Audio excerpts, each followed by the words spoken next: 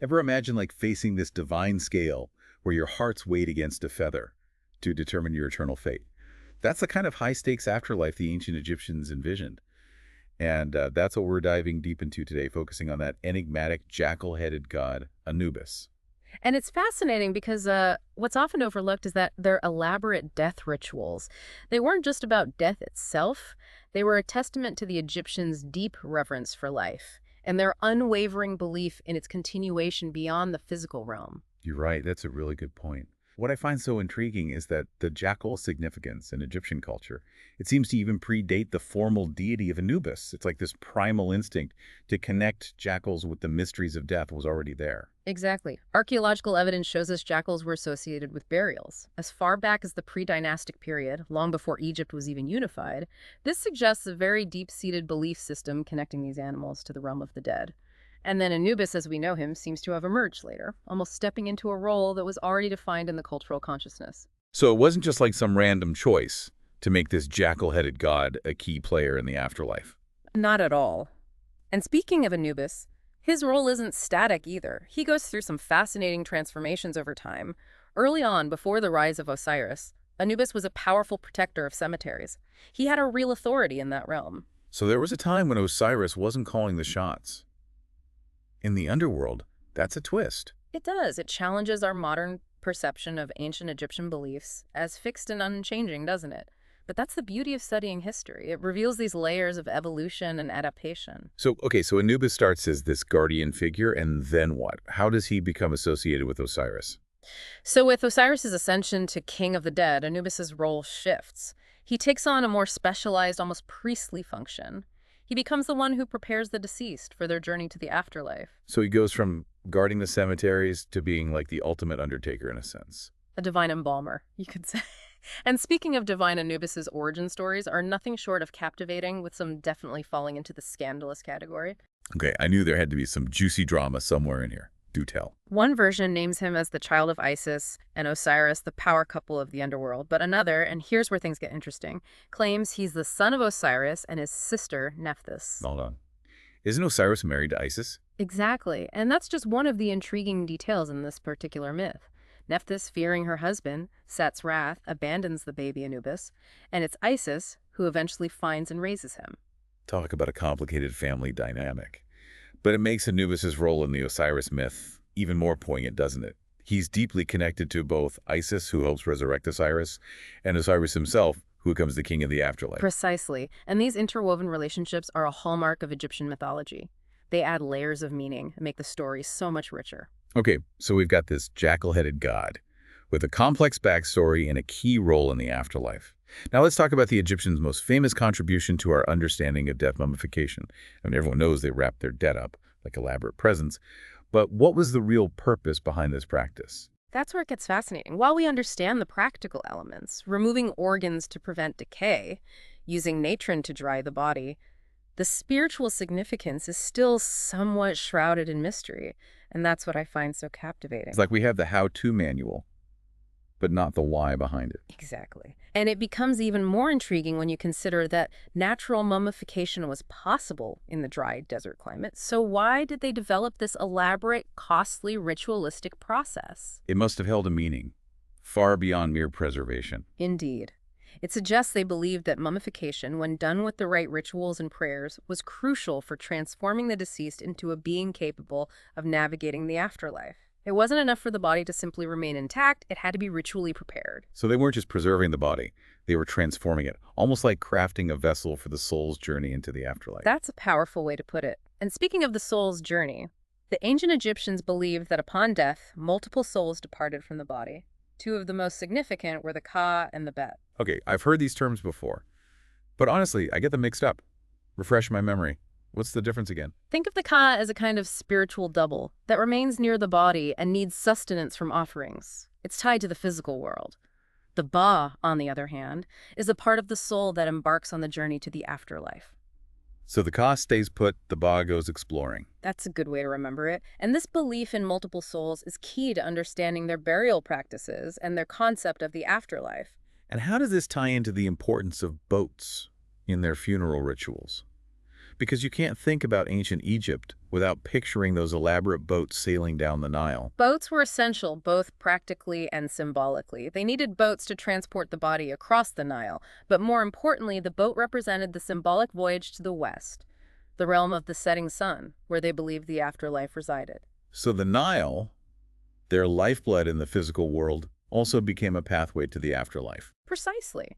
And speaking of guides for the afterlife, we can't forget the famous Book of the Dead, but contrary to what many believe, it's not a single book, but rather a collection of spells and guides written on papyrus scrolls. So more like a spiritual toolkit for navigating the afterlife. A fantastic analogy. It contained pronouncements of innocence, ways to appease deities, even instructions for transforming yourself into a bird or snake, if needed. Wait, transforming into animals. That sounds a bit wild, even for the ancient Egyptians. It does, doesn't it? But it highlights the perilous nature of the journey they envisioned.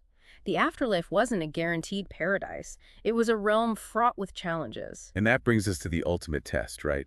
The weighing of the heart. It's such a powerful image, your heart being weighed against a feather to determine your worthiness. It's a powerful symbol of moral accountability, even in the face of death. Imagine standing before Osiris, king of the dead, with your heart in the balance. Talk about pressure. Yeah. So tell me more about this scene. What happens if your heart is heavier than the feather? That's where Anubis comes in. He's the one who oversees the scales, carefully ensuring accuracy. And lurking nearby is this fearsome creature with a crocodile's head, a lion's body, and a hippopotamus's rear. Okay, that's a terrifying combination. So what does it do to those with heavy hearts? Let's just say it's not a fate you'd want to meet. That's quite the incentive to live a virtuous life. But what about those who do pass the test? What awaits them beyond the scales? For those deemed worthy, there's the field of reeds, a vision of the afterlife resembling an idealized Egypt. Imagine lush fields, bountiful harvests, and the deceased working for Osiris enjoying an eternity of peace and abundance. Sounds like a pretty good deal. Yeah. But is this the only version of the afterlife, or were there other possibilities? That's where things get even more intriguing. It seems there wasn't just one single afterlife, but potentially many. And your destination could depend on various factors like social status, personal beliefs, and even the era in which you lived. So even in death, there were levels. It wasn't a one-size-fits-all afterlife. Exactly. And that's what we'll be exploring further in our next segment. I'm already hooked. We've only scratched the surface of this fascinating world, and I can't wait to delve deeper. Join us as we continue our deep dive into the ancient Egyptian underworld, where we'll uncover even more intriguing beliefs and surprising twists. And if you're enjoying this journey, don't forget to subscribe to The Deep Dive for more captivating explorations of history, culture, and ideas. Welcome back to our deep dive into the ancient Egyptian underworld.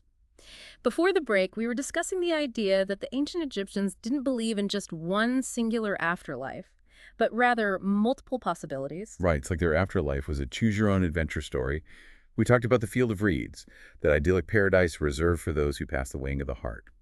But you hinted that there were other options, perhaps for those with a bit more, shall we say, influence in the mortal world. That's a great way to put it. And it's true that their beliefs weren't rigid. There was room for variation and interpretation, especially when you factor in social hierarchy, personal beliefs, and the evolution of these concepts over time. So for someone like a pharaoh, the afterlife experience might have looked quite different from that of, say, a farmer. Exactly. We mentioned earlier that pharaohs, as divine rulers, had unique opportunities. They could potentially merge with Osiris and rule the underworld alongside him. Talk about a promotion. Trading an earthly kingdom for a divine one. That's not a bad deal. Or they could choose to join the sun god Ra on his eternal journey across the sky, experiencing a different kind of immortality. So it's either become a king of the dead or ride shotgun with the sun god. Not bad options. But what about those who weren't pharaohs but still belonged to the elite? Were there other premium afterlife choices available? There were indeed. For example, some believe that the deceased could become a star shining eternally in the night sky. Wow, that's beautiful. Trading a physical body for a cosmic one looks like a celestial upgrade. It speaks to their fascination with the cosmos and their belief in the interconnectedness of life, death, and the universe itself. But with all these different options, it makes you wonder, did people actively choose their afterlife path? Or was it more about fate and divine judgment? That's a really good question. Did you get to pick your eternal destiny? Or were you assigned one based on your deeds in life? That's a question that has puzzled scholars for centuries. It's difficult to say definitively what the ancient Egyptians believed on that point. Some texts suggest a degree of agency, while others emphasize the role of the gods in determining one's fate. So maybe it was a bit of both, your actions in life influencing your possibilities, but ultimately the gods having the final say. That's a very plausible interpretation. It reflects that complex interplay between human choice and divine will that's often explored in their mythology. It makes you think about how they viewed free will versus destiny. But let's shift gears for a moment. We've talked a lot about the spiritual aspects of death and the afterlife, but I'm curious about the actual funeral practices. What would a typical ancient Egyptian funeral have looked like? Picture this. A procession moves slowly westward towards the setting sun, a poignant reminder of the journey the deceased is about to undertake. At the head of the procession, you have mourners, often professional wailing women hired to express grief and lament the departed. So it's not just a somber walk to the tomb, there's a real performance of grief involved. Exactly. And it's not just theatrics, it's an important part of the ritual. These mourners also carry offerings for the deceased, food, drink, and other items they might need in the afterlife. Priests perform rituals, reciting prayers and burning incense to appease the gods and guide the soul on its journey. And what about the mummy itself? Was it carried in some grand fashion? The mummy, encased in its elaborate coffin, is placed on a sled and pulled by oxen. Sometimes a statue of the deceased would also be carried, representing the Ka, that part of the soul that remains near the body. So it's a grand affair, a final send-off fit for a king? Even if the deceased wasn't actually royalty. Precisely. It's a way to honor them and ensure they have everything they need for their transition into the afterlife. But the rituals don't end when they reach the tomb. There's more. What happens at the tomb itself? Once the mummy is placed inside its burial chamber, surrounded by grave goods and offerings, the priests perform a very important ceremony called the opening of the mouth. Okay, I've heard that term before, but to be honest, it sounds a bit gruesome. Did they actually open the mummy's mouth? Not literally, no. It was a symbolic ritual. Using a special instrument shaped like an adze, the priests would touch the mummy's face, specifically the mouth, eyes, and ears. So what was the meaning behind this symbolic opening? The Egyptians believed that this ceremony reanimated the senses of the deceased, allowing them to see, hear, breathe, eat, and speak in the afterlife. It was like jump-starting their soul for the next phase of existence. Wow, it's like a spiritual reboot. It's amazing how much symbolism they incorporated into every aspect of death and burial. It really highlights their deep-seated belief that death wasn't the end, but rather a transition to another form of existence. You mentioned earlier that mourners brought offerings to the tomb. What kinds of things would they include? Were there any particularly interesting or unusual offerings? Food and drink were essential, of course. They believed the deceased would still need sustenance in the afterlife, so bread, beer, fruits, and meats were common offerings. Makes sense. You can't go on an eternal journey on an empty stomach. Mm-hmm. But you mentioned some more unusual offerings. It depended on the deceased's status and interests, but you might find things like board games, musical instruments, weapons, or even miniature boats. So they were trying to equip them for a fulfilling afterlife, not just a bare-bones existence. Exactly. They wanted to ensure the deceased could continue enjoying their favorite activities and hobbies, even in the afterlife. That's a lovely sentiment. It makes you wonder if they believed the deceased still needed these offerings in the afterlife. How did they ensure the supplies wouldn't run out? Did they just keep bringing more and more stuff to the tomb? That's a great question, and it highlights their ingenuity. One solution was to include miniature versions of these items in the tomb. They believed that these miniature representations would magically become full-size and functional in the afterlife. So kind of like a spiritual 3D printer. That's a perfect analogy. Yeah. Another solution was to depict scenes of offering giving on the tomb walls.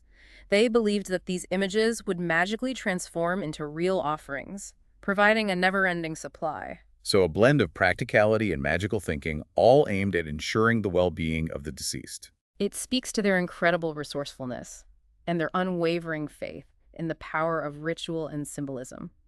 But speaking of powerful symbols, let's return to Anubis for a moment. We've discussed his various roles, but I think it's important to revisit his presence at the weighing of the heart, a scene where his connection to justice and the fate of the deceased truly comes into focus. Okay, I'm intrigued. We've got Osiris presiding over this cosmic courtroom, the heart on the scales, and that terrifying Emmet waiting in the wings. So where does Anubis fit into this dramatic scene? Imagine you've just arrived in the Hall of Two Truths. The atmosphere is thick with anticipation, deities surround you, and your heart hangs in the balance. It sounds incredibly intense. And there, beside the scales, carefully ensuring their accuracy, stands Anubis, He's not just a passive observer, he's an active participant in this pivotal moment. So he's like the divine scale master, ensuring fairness and precision. You could say that, but his role is even more significant when you consider his connection to mummification. Remember, he's the one who oversees the preservation of the body, preparing it for the afterlife. Right, he's like the ultimate caretaker, the one who ensures the body is properly prepared for its journey. Exactly. So during the weighing of the heart, he's not just measuring the weight of the heart, he's also, in a sense, assessing the effectiveness of his own work. He's making sure the soul is ready for final judgment. That has a whole other dimension to his role. It's like he's not just a judge, but also an advocate for the deceased, ensuring they have the best possible chance to pass this crucial test. It's a fascinating interpretation, and it really showcases the complexity of Anubis. He embodies both the practical aspects of death and the profound mysteries of the afterlife. But this complexity isn't limited to Anubis. It permeates the entire Egyptian belief system. And there are still some intriguing and even controversial interpretations of their beliefs that we need to explore. Oh, now you've really piqued my curiosity. Controversial interpretations. I'm ready to hear more. Then join us for the final part of our deep dive, where we'll delve into these alternative perspectives and challenge our understanding of the ancient Egyptian worldview. Welcome back to our deep dive into the ancient Egyptian underworld. We've been on quite a journey exploring their beliefs, their rituals, and the figures like Anubis who played such a crucial role in their understanding of the afterlife. But you mentioned there are some alternative, even controversial interpretations of what we've learned so far. I'm always up for a good debate, so lay it on me. What are these different perspectives? Well, for one, there's been a lot of debate about the true nature of the field of reeds. We've talked about it as this blissful paradise, an idyllic reward for a virtuous life. But some scholars argue it might have been a bit more complex, perhaps even challenging in its own ways. So not just eternal sunshine and lounging by the Nile. There had to be a catch, right? Perhaps not a catch, but certainly more nuance. Some texts hint that even in the field of reeds, the deceased had to work to maintain a certain level of spiritual purity. It wasn't simply a matter of arriving and enjoying eternal bliss. So maybe less of a vacation, more like a spiritual retirement community, but with some chores thrown in to keep you on your toes. A great way to put it. It reinforces the idea that even in the afterlife, the ancient Egyptians believed in the importance of balance, purpose, and the interconnectedness of all things. It makes you wonder, what did they consider work in the field of reeds? Were they farming celestial crops or building pyramids for Osiris? That's a great question. And unfortunately, the texts don't provide us with a lot of specifics, but it does challenge our assumptions about the field of reeds as a purely passive paradise. Okay, so the field of reeds might have had a bit more edge to it than we initially thought. What other controversies have emerged from studying their beliefs? There's also been a lot of debate about the accessibility of the afterlife. We've discussed how the elite had access to elaborate tombs, mummification, and the Book of the Dead. But what about those who couldn't afford such luxuries? Did everyone get a shot at paradise? Or was it a VIP-only club? That's a really important question. Did everyone get a chance to enjoy the afterlife? Or were you essentially doomed if you weren't wealthy or well-connected in life? It's a complex issue, and the evidence isn't always clear-cut. Some scholars believe that there might have been different levels of the afterlife with less desirable destinations for those who didn't live virtuous lives, or lacked the proper burial rituals. So it wasn't just about wealth, but also about moral standing and access to the right rituals. It almost sounds like a spiritual hierarchy, mirroring their societal structure. It's certainly possible, and it reflects the idea that their beliefs were very much a product of their time and place, just as ours are today. That makes sense. Yeah. Even in death, they couldn't completely escape the realities of their world. But were there any alternatives for those who couldn't afford the deluxe afterlife package? Any loopholes or backdoors into paradise? That's where things get really interesting. Some texts hint at alternative deities and belief systems, particularly among those who weren't part of the elite. These alternative paths might have offered different ways to achieve a favorable afterlife, perhaps through devotion to specific gods or adherence to different rituals. So it wasn't a completely closed system. There were other options, other paths to explore, even if they weren't as well documented or as widely known. Exactly. It suggests that even within this seemingly rigid system, there was room for individual belief and spiritual exploration. It's like finding a hidden side quest in a video game. Yeah. You stumble upon these alternative paths and realize there's more to the story than you initially thought. It's a great analogy, and it reminds us that history isn't static or one-dimensional. It's an ongoing conversation, a process of discovery and reinterpretation. We're constantly finding new pieces of the puzzle, and with each discovery, our understanding of the ancient Egyptians and their world becomes a little richer, a little more complex. And even with all the pieces in place, there's still that element of mystery, that enigma, that keeps us coming back, wanting to learn more. It's like we've been on this incredible journey through the Egyptian underworld, exploring their tombs, deciphering their texts, piecing together their beliefs. We've encountered jackal-headed gods, fearsome beasts, and a complex system of judgment and reward. But perhaps the biggest takeaway is that their obsession with death wasn't just about death itself. It was a way to grapple with the mysteries of life, the cosmos, and the very essence of existence. And those are questions that continue to resonate with us today, just as they did thousands of years ago. It's a testament to the enduring power of human curiosity and our desire to understand our place in the universe. The ancient Egyptians might be long gone, but their legacy lives on, inspiring us to ask big questions, to challenge our assumptions, and to seek answers in the most unexpected places. So the next time you look up at the night sky and contemplate the vastness of the universe, remember the ancient Egyptians and their profound insights into the eternal dance of life and death. And if you've enjoyed this journey through the ancient Egyptian underworld, be sure to subscribe to the Deep Dive for more explorations of history, culture, and ideas.